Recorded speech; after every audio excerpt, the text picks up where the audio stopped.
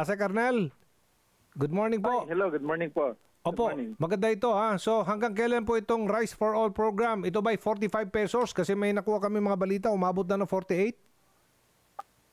Hindi, Aljo, yung 48, yun ay last week pa na stock. Okay. Ngayong araw na to ay lahat ay 45 pesos 45, na tayo. okay. So hanggang kailan ho Yes, ito? so At ito ay- magkano ang ilang kilong pwedeng mabili ng isang Juan de la Cruz sa isang araw? Aljo, itong programa natin ay pinaplano ito na masustain at tumagal. Ang pwedeng bilihin ng bawat isang mamimili sa isang araw ay maximum 25 kilos. 25 kilos. So bukas, kinabukasan, pwede naman siyang bumili ng 25 pesos. 25 kilo. 25 kilos, yes. Okay, all right. Paano tayo masisiguro na hindi po ito maabuso ng mga, alam nyo na, mga negosyante? Asek. Aljo, itong mga programa natin ngayon ay part ito ng ating large-scale trial.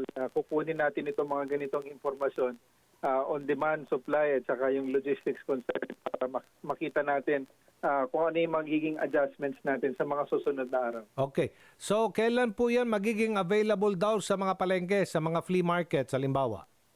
Hindi tayo nag-ooperate sa mga palengke, Aljo. Ito Okay. ay through our Kadiwa outlets lang. All right. How about yung 29 pesos na bigas? Nandyan pa rin ba?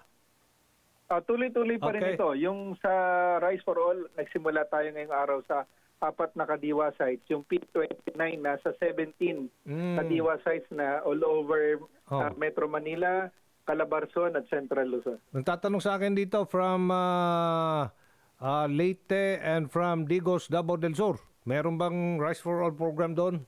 Visayas and Mindanao? Sa mga susunod na linggo ay plano na natin na pumunta sa iba pang lugar. Unahin, ang advice sa amin, unahin muna itong Cebu and then Maguindanao, Sulu area. Okay. Okay, magandang balita po yan. Napakagandang balita po yan. Asek Arnel de Mesa, maraming salamat. Maraming salamat din. Buhay ka at magandang umaga.